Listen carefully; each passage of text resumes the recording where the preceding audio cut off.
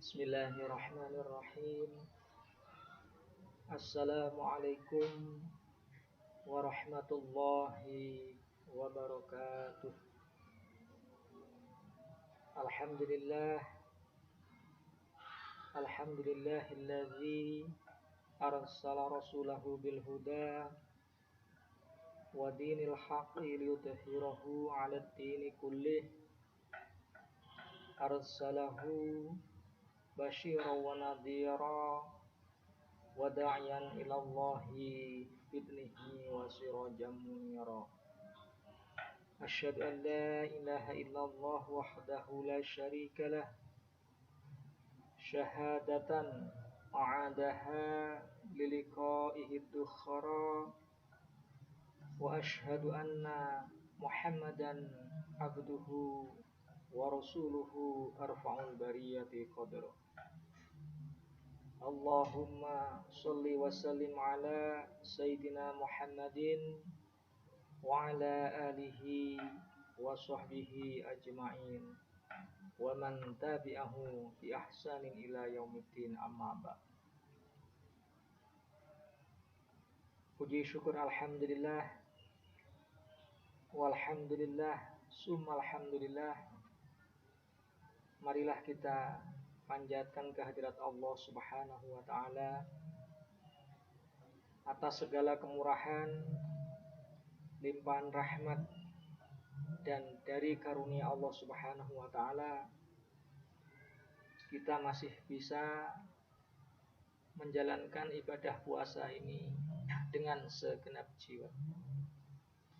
Kita mohon kepada Allah Subhanahu wa ta'ala, semoga ibadah kita, saum kita, dan semua amaliyah yang ada di dalamnya diterima oleh Allah Subhanahu wa ta'ala dan juga menjadi amalan yang maslahah fid dini wad dunya wal akhirah. Amin amin ya rabbal alamin. Para pemirsa yang budiman, yang dimuliakan oleh Allah Subhanahu wa ta'ala, ada problem yang mendasar yang hari ini sedang terjadi dalam konteks kita kehidupan bermasyarakat, dalam kehidupan berbangsa, adalah hilangnya sifat amanah dari seorang pemimpin. Situasi seperti ini sangat dilematis, karena sesungguhnya tujuan utama kepemimpinan dalam Islam adalah untuk menjaga keteraturan, untuk mendistribusikan keadilan, dan juga untuk menjaga keteraturan sosial. Jika seorang pemimpin itu hilang sifat amanahnya, dia tidak lagi bisa dipercaya, maka ini akan bisa menjadi presiden buruk dalam konteks menjaga masalihur ra'iyah. Hadirin yang dimuliakan oleh Allah, Islam memberi perhatian yang luar biasa terkait dengan kepemimpinan ini. Dalam salah satu hadis, Nabi besar Muhammad sallallahu alaihi wasallam mengatakan, wa in kuntum salasan fa'mur ahadakum. Jika kamu bertiga, maka pilihlah salah satunya sebagai seorang pemimpin. Karena ketika Anda sedang berjamaah, ketika Anda sedang berkumpul dengan kelompok orang banyak, maka di situ dibutuhkan seorang pemimpin yang akan bisa memberi arahan, memegang otoritas, dan juga menjadi orang-orang yang dituju ketika ada ketidakadilan atau proses kezaliman dalam konteks berjamaah.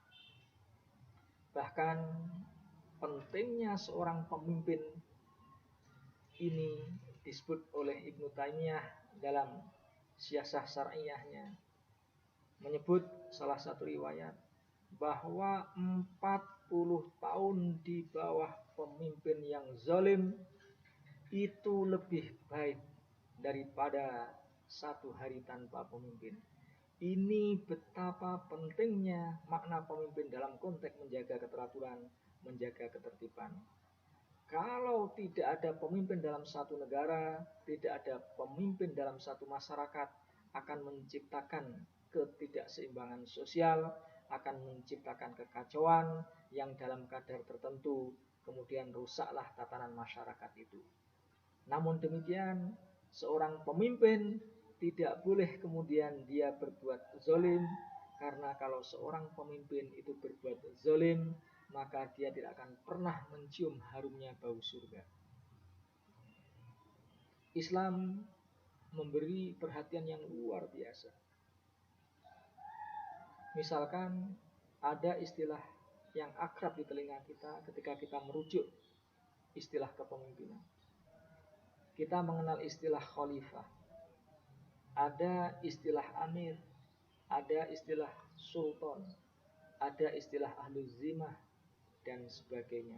Ini tentu menggambarkan sebuah potret sosiologis yang sangat kuat dalam tradisi kesejarahan Islam. Ketika misalkan dalam Al-Quran disebutkan wa id qala rabbuka lil malaikati inni ja'ilun fil ardi khalifah, di sini sebenarnya makna khalifah, makna pemimpin ini mewakili dari pesan Qur'ani, pesan ilahi dalam konteks menjadi wakil Allah Subhanahu wa taala. Tidak mengherankan kemudian ketika para ulama menafsirkan khalifah ini sebagai ay khalfan yakhlufullah fi imaratil ard. Yang namanya khalifah atau pemimpin adalah dia pengganti Allah Subhanahu wa taala dalam konteks memakmurkan bumi. Khalfan yakhlufullah fi imaratil ard, dalam konteks memakmurkan bumi.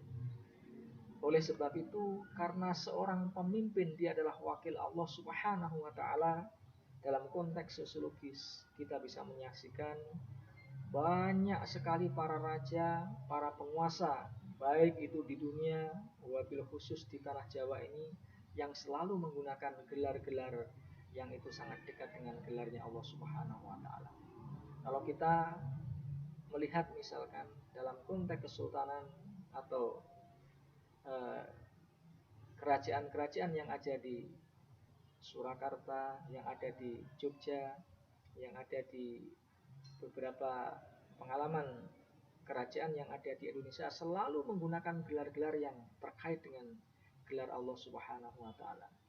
Kita lihat misalkan dalam konteks kerajaan Yogyakarta menggunakan istilah Sri Sultan Hamengkubuwono, raja yang mengku dunia. Siapa sebenarnya orang yang paling hak memengku dunia? Orang yang paling hak memengku dunia adalah Allah Subhanahu wa taala. Yang mengatur dunia adalah Allah Subhanahu wa taala. Karena dalam konteks tradisi keagamaan kita, seorang pemimpin adalah wakil Allah, kemudian para raja menggunakan gelar-gelar yang terkait dengan gelar Allah Subhanahu wa taala. Sri Sultan Hamengkubuwono, Mangku Bumi, Paku Alam adalah gelar-gelar yang selalu terkait dengan bagaimana seorang pemimpin seolah-olah menjadi representasi wakil dari Allah Subhanahu wa taala. Ini pun tidak berlebihan. Karena dalam hadis Nabi besar Muhammad sallallahu alaihi wasallam menyebutkan bahwa as-sultan zilullah. Yang namanya pemimpin, yang namanya sultan itu adalah zilullah, naungan Allah fil ard, di dalam bumi. Dia adalah payungnya Allah di muka bumi. Kenapa seorang pemimpin disebut payungnya Allah di muka bumi? Dia adalah ya'wi ilahil matulun, tempat mengadu orang-orang yang teraniaya. Demikian pentingnya posisi seorang pemimpin sebagai wakil Allah di muka bumi. Kemudian ada melekat di dalamnya syarat-syarat seorang pemimpin. Kalau kita membuka misalkan kitab Al-Ahkam Sultaniyah yang dikarang oleh Imam Al-Mawardi, atau juga Al-Ahkam Sultaniyah yang dikarang oleh Ibnul Farouk, di sana menjelaskan sangat luar biasa detailnya. Seorang pemimpin karena dia adalah wakil Allah di muka bumi, tempat mengadu orang-orang yang teraniaya, maka dipersyaratkan yang pertama dia harus bisa bersifat adil. Al-adalah adalah kunci utama syarat primer seorang pemimpin. Apa itu adil? Adil adalah memberikan setiap hak kepada yang hak. Kalau dalam terminologi fikih kita sering memaknai hadis sebagai wadu syai' fi mahali, menempatkan segala sesuatu pada tempatnya.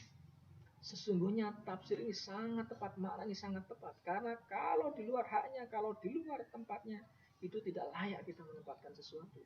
Inilah prinsip adil. Tetapi seringkali makna menempatkan sesuatu pada tempatnya ini kemudian salah pahami orang.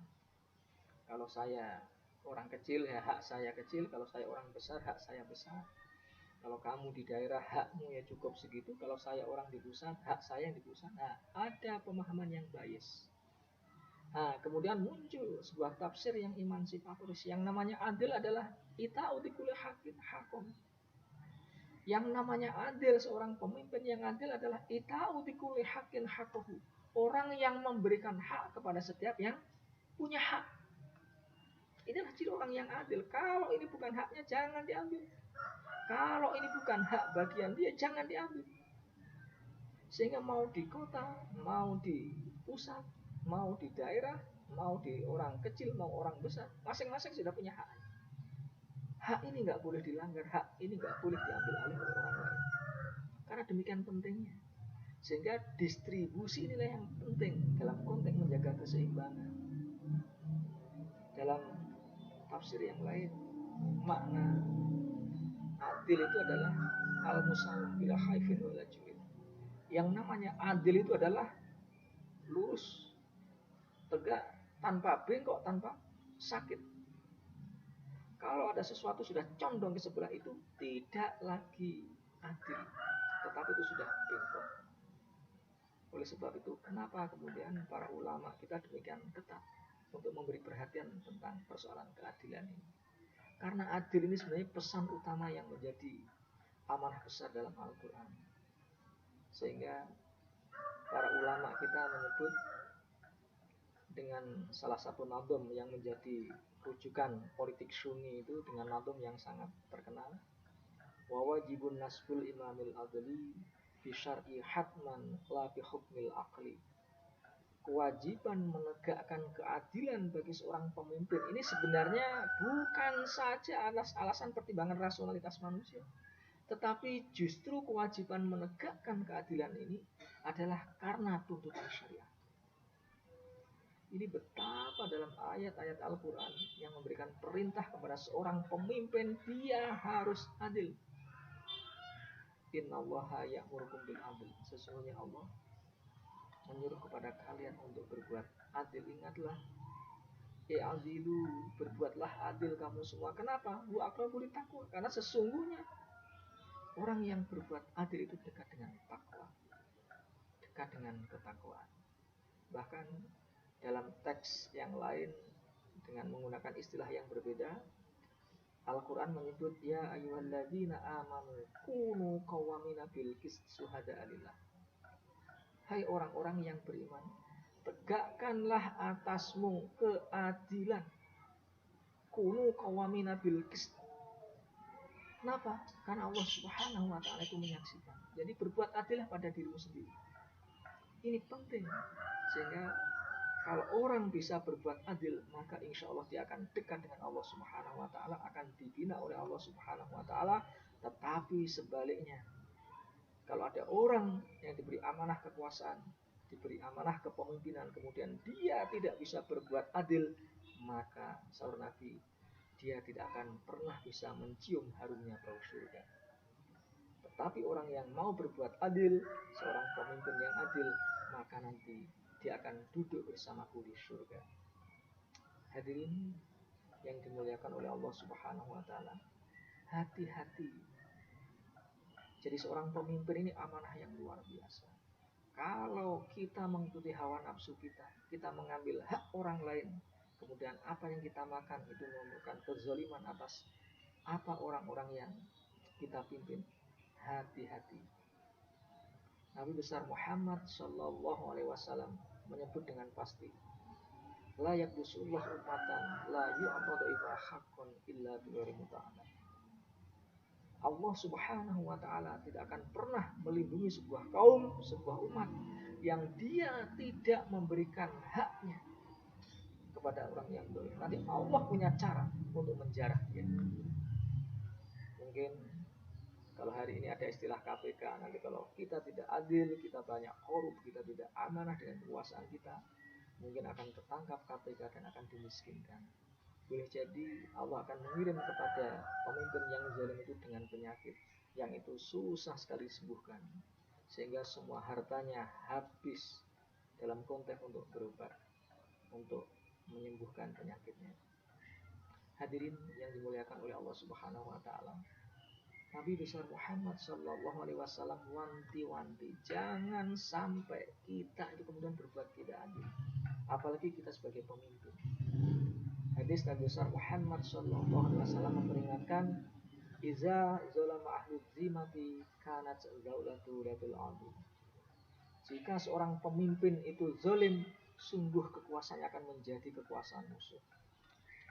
Hadirin yang dirahmati oleh Allah, seorang pemimpin sebagaimana tadi disebutkan di muka, dia adalah tempat mengadu orang yang teraniaya. Dia adalah berfungsi dalam konteks menciptakan keteraturan, menciptakan keseimbangan sistem.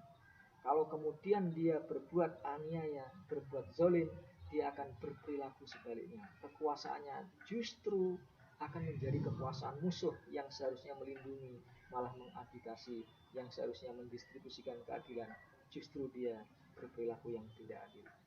Ini hati-hati, karena kalau seorang pemimpin tidak adil, Allah punya cara untuk menjarah dia, untuk mengambil haknya dengan cara yang dipaksakan oleh Allah Subhanahu wa taala. Ini syarat yang pertama, seorang pemimpin dipersyaratkan oleh Imam Al-Mawardi harus dia punya sifat yang adil. Yang kedua, seorang pemimpin dia harus memiliki persyaratan sebagai al-alim, orang yang alim, orang yang pengetahuan, orang yang memiliki pengetahuan, orang yang kuat, orang yang mampu, baik dari sisi pengetahuan atau dari sisi jasmaninya. Suatu saat Nabi besar Muhammad Sallallahu Alaihi Wasallam ketika sedang duduk dengan para sahabat itu menyatakan, Iza amarohum minal a'mali bima yutikun. Jika kamu menyuruh seseorang untuk melakukan sebuah amal, untuk diperintahkan untuk melakukan sebuah perintah, jangan sampai memilih orang yang tidak mampu. Bima yutikun, pilih yang mampu. Kalau kita lihat dari syarah hadis ini, alasan Nabi kenapa melarang orang memilih orang yang tidak mampu, alasan Nabi adalah khosyah. Alasan Nabi adalah dia takut nanti ketika urusan yang strategis, hal yang sangat penting diserahkan pada orang yang tidak mampu, ini akan merugikan organisasi secara besar. Yang dalam bahasa manajemen akan melahirkan apa yang disebut dengan bad sector, akan melahirkan bleeding, pendarahan, yang ini akan merugikan organisasi, akan merugikan jamaah secara lebih besar. Oleh sebab itu, kata Nabi, seorang pemimpin itu harus dipilih berdasarkan orang yang memiliki pengetahuan dan juga kekuatan. Sebagaimana disebut dalam Al-Quran, Inna khairakum man ista'jarta al-qawiyyu al-amin. Sebaik-baik orang yang kamu pilih sebagai pemimpin adalah orang yang memiliki kemampuan dan juga al-amin, orang yang memiliki integritas, orang yang bisa dipercaya. Karena dengan orang yang bisa dipercaya, dengan orang yang memiliki kekuatan, itu insya Allah amanah yang diberikan, kekuasaan yang diberikan, ini akan bisa berjalan dengan baik karena dia memiliki perangkat yang cukup dalam konteks untuk memanage organisasi. Ini penting. Sehingga kalau kita lihat dalam tradisi keagamaan kita, ini dihubungkan dengan konteks ilmu modern. Apa yang disebut Inna khairakum man ista'jarta al-qawiyyu al-amin, ini persis dengan apa yang hari ini disebut dengan profesionalisme. Inti dari Inna khairakum man ista'jarta al-qawiyyu al-amin adalah kuwatul ilmiyati wa kuwatul amaliyati. Orang yang paling tepat dipilih sebagai seorang pemimpin adalah dia yang memiliki kemampuan, baik secara kuwatul ilmiyati, kuat dari sisi kealiman, dari sisi pengetahuan, dari penguasaan masalah, dari penguasaan medan, tetapi juga kuwatul amaliyati, Dia punya kemampuan yang secara jasmani untuk melaksanakan perintah itu. Jangan sekali-kali memilih orang yang sudah tidak mampu, orang yang mohon maaf dari sisi usia mungkin dia sudah tidak mampu lagi untuk memikul amanah yang berat. Hadirin, inilah yang kemudian dalam Al-Quran disebut dengan bastotan fil jismi wa bastotan fil ilmi. Dia perkasa dari sisi pengetahuan dan juga dari sisi fisiknya. Karena inilah persyaratan dasar seorang pemimpin. Karena apa? Dia harus bisa mengambil keputusan. Dia harus bisa melindungi orang yang lemah. Dia harus bisa menghukum orang-orang yang berbuat aniaya. Bahkan Imam Syafi'i mengatakan posisi seorang pemimpin, dia pada saat yang sama harus bisa menjadi seorang hakim. Apalagi seorang hakim, dia harus bisa mengambil keputusan. Imam Syafi'i menyatakan bahwa hukmul hakim fi masailil ijtihad yarfa'ul khilaf.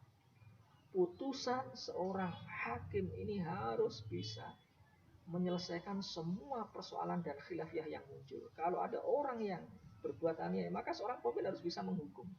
Inilah pentingnya kenapa kemudian dalam persyaratan seorang pemimpin harus dipilih berdasar kriteria dari sisi kealimannya. Yang pertama, dia harus adil.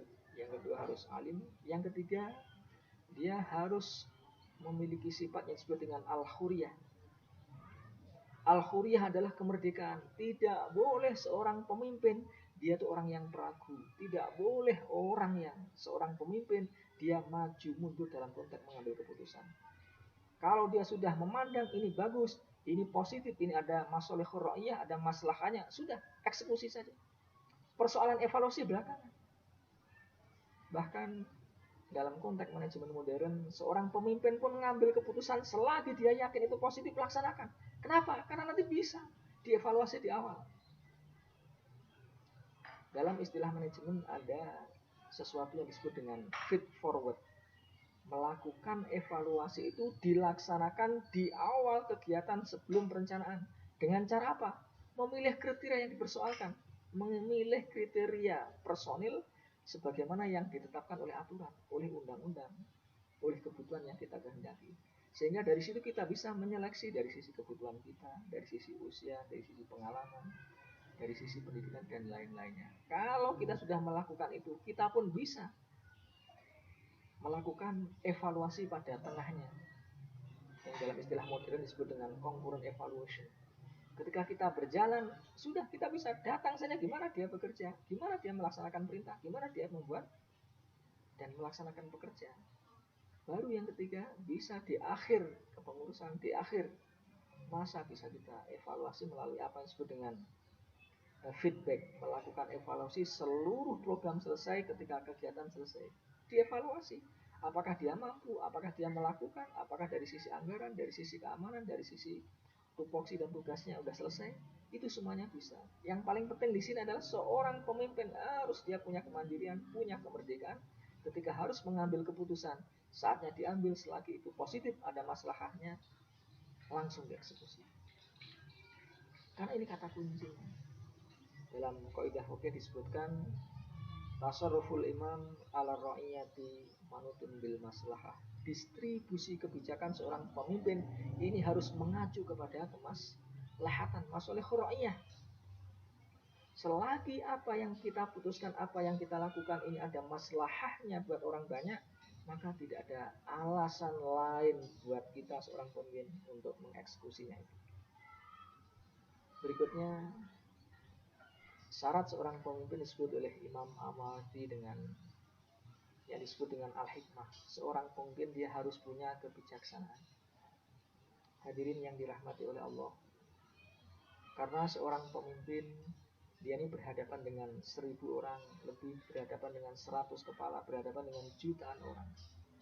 Kita berhadapan dengan 100 kepala saja. Masing-masing kepala itu isinya berbeda, pendidikannya berbeda, stratanya berbeda, pengalamannya berbeda. Tentu ini akan melahirkan situasi yang berbeda-beda, kompleksitas yang berbeda-beda. Dalam konteks seperti itu, seorang pemimpin harus punya kebijaksanaan.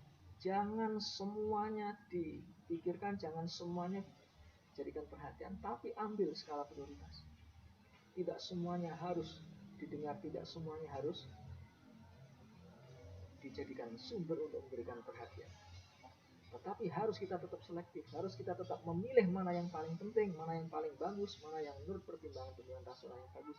Inilah yang harus kita putuskan. Tapi pada saat yang sama, kita harus juga tetap lapang dada ketika ada situasi yang tidak tepat, ketika ada anggota atau dari bagian dari kelompok jamaah yang kemudian punya pemikiran berbeda dan punya aspirasi yang berbeda-beda. Tetapi selagi apa yang kita lakukan adalah bagus, maka ini semuanya harus kita terima secara berjamaah. Hadirin yang dimuliakan oleh Allah Subhanahu wa taala, syarat berikutnya seorang pemimpin harus sehat juga. Sehat ini menjadi kata kunci karena seorang pemimpin dituntut untuk bekerja keras untuk bisa melaksanakan semua tugas-tugas jamaah. Sehingga persyaratan kesehatan ini dipersyaratkan oleh Imam Al-Mawardi dalam Al-Ahkam Sultaniyah. Karena kalau orang yang sakit, orang yang sudah tidak mampu lagi banyak berbuat, ini tidak akan pernah bisa melaksanakan tugas-tugas jamaah. Membawa diri saja sudah sakit, apalagi dia harus membawa gerbong perubahan. Ini disinilah kenapa kemudian persyaratan sehat ini kemudian tetap menjadi persyaratan yang ditetapkan oleh Imam Al-Mawardi.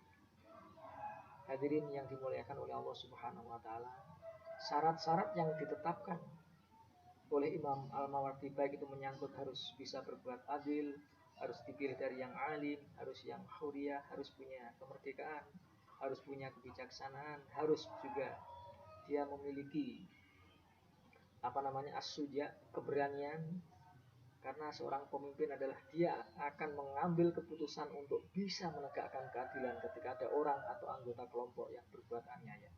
Disinilah syarat-syarat ini dipentingkan dalam konteks menjaga namanya adil al-mutaba. Semua jamaah, semua anggota kelompok masyarakat ini punya hak yang sama, punya jaminan keamanan dalam konteks melaksanakan perintah agamanya. Yang kedua, dengan tuntutan persyaratan pemimpin yang demikian ketat juga diharapkan melahirkan apa yang disebut dengan sultanul qahir. Biar seorang pemimpin itu punya kewibawaan, seorang pemimpin itu punya harga diri. Jangan sampai kalau seorang pemimpin ini dipilih asal saja, tidak memenuhi persyaratan, nanti dia akan jatuh harga dirinya di depan jamaahnya, dia akan jatuh harga dirinya di depan pengikutnya. Oleh sebab itu, syarat-syarat demikian itu demikian mengikat.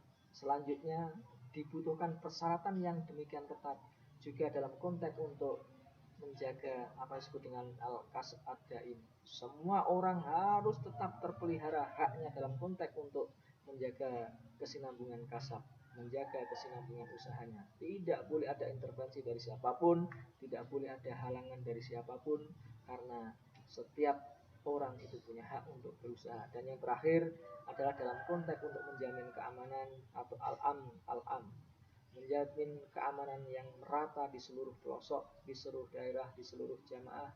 Karena dengan cara demikian hadirnya seorang pemimpin itu betul-betul dalam konteks mewakili Allah Subhanahu wa taala dalam konteks menjaga keteraturan.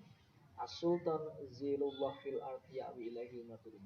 Pemimpin adalah wakil Allah Subhanahu wa taala di muka bumi dalam konteks mengadu orang-orang yang teraniaya. Hadirin yang dimuliakan oleh Allah Subhanahu wa taala, kita mohon kepada Allah Subhanahu wa taala semoga kita selalu dikirim dengan pemimpin yang adil, dikirim pemimpin yang diridhai oleh Allah Subhanahu wa taala, dan kita sebagai masyarakat juga bisa berbuat baik. Karena sesungguhnya kalau masyarakatnya baik, insya Allah pemimpinnya akan baik. Tapi sebaliknya, kalau masyarakatnya rusak akan dipimpin oleh pemimpin yang rusak juga. Ini sejalan dengan apa yang disampaikan oleh Ibnul Qayyim, wa amaruhum wa imamuhum min jinsi a'malihim.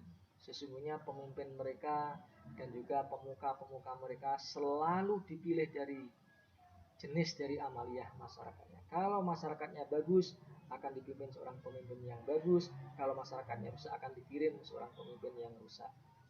Bahkan dalam Al-Quran disebutkan, wa nuwalli ba'dal zalimina ba'da bima kanu yaksibun. Akan kami pimpinkan, akan kami kirim seorang pemimpin, wa nuwalli ba'dal zalimin, sebagian di atas yang lainnya yang zalim bima kanu yaksibun.